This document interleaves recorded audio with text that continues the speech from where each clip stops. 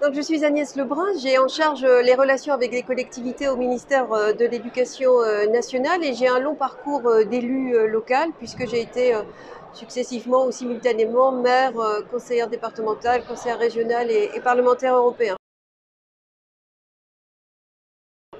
Donc l'intérêt évidemment d'être aujourd'hui ici est lié au fait que les espaces de travail dont nous parlons sont plus souvent les espaces de travail en entreprise. En réalité, dans toutes les écoles, les collèges et les lycées, ce sont également des espaces de travail fréquentés par des millions d'élèves, d'agents, de professeurs, d'infirmières, etc.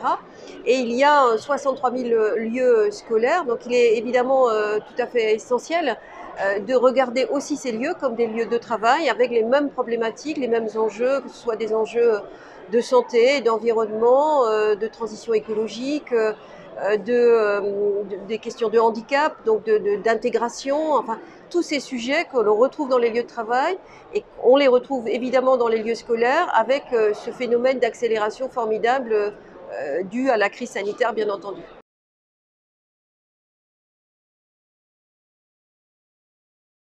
Alors ils ont comme tous les lieux de travail d'une certaine façon une spécificité. Un fournil de boulanger n'est pas un atelier de menuisier, une salle de classe n'est pas un bureau ordinaire, c'est une salle partagée d'abord, il faut bien l'entendre.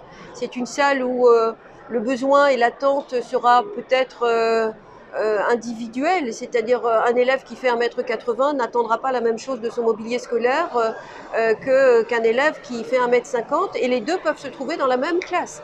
Le jeune professeur n'attendra pas forcément la même chose qu'un professeur aguerri qui a connu pendant des décennies des successions de réformes entraînant la suppression de l'estrade, le tableau numérique, etc. Donc il s'agit de vraiment faire la synthèse de tous ces besoins et la spécificité aussi évidemment du lieu scolaire, c'est que c'est un lieu de vie.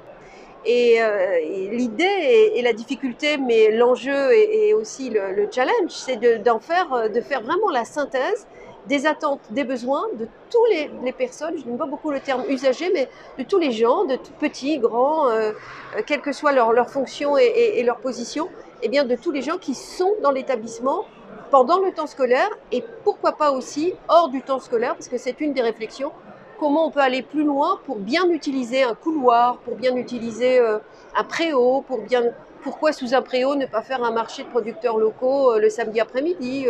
Voilà. Donc il y a aussi cette idée qui est inscrite dans le développement durable du reste, hein, qui est de rationaliser les lieux et les coûts pour sortir de ces lieux le meilleur possible.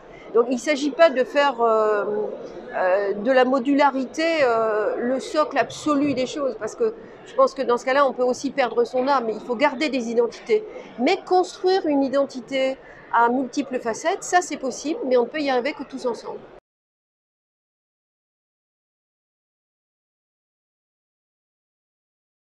Tout simplement parce que le cercle entreprise et santé a un président et une cofondatrice absolument dynamique et tout à fait intéressante qui m'ont contacté lorsque j'avais des fonctions à l'Association des maires de France et dont j'étais porte-parole et vice-présidente, et donc ils m'ont invité à participer, et je dois dire qu'on s'est rendu compte assez vite sur la résilience, sur les questions de santé, sur les questions d'espace, sur beaucoup de sujets finalement. Pourquoi mettre d'un côté entreprise et santé et de l'autre locaux scolaires et santé. Finalement, il y a des points de jonction. Il y a aussi évidemment un enrichissement réciproque lorsque il y a légers décalages d'approche, et c'est ça aussi qui est très intéressant.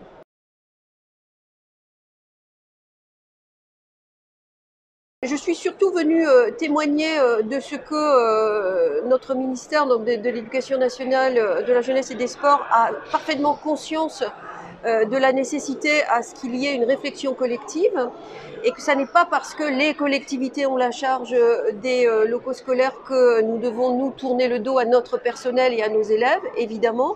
Et à l'inverse, nous pensons que cette ouverture sur le monde que nous demandons finalement à nos élèves dans leur façon d'approcher les connaissances, nous devons aussi le pratiquer. Et il y a toujours beaucoup à apprendre de la transversalité. et beaucoup à apprendre de ce qui se fait alors à l'extérieur, dans le domaine scolaire, ce qui se fait au Canada, ce qui se fait en Finlande, ce qui se fait en Italie est tout à fait intéressant, tout à fait intéressant. Donc il y a vraiment de quoi s'enrichir. Mais ici aussi, entre ces différentes approches, eh bien finalement, on réaffirme que l'on n'oublie pas que l'élève d'aujourd'hui est un travailleur de demain, un salarié, un libéral, un chef d'entreprise, que sais-je. Mais en tout cas, peut-être que si nous lui avons donné la possibilité de participer à une bonne appréhension de son lieu d'apprentissage, il aura ultérieurement une autre approche, une approche peut-être plus fine, plus objectivée sans doute, mais aussi plus subtile du lieu dans lequel il pratiquera son métier et pour lequel il aura aussi du coup des propositions à faire. Et ça, c'est vraiment important.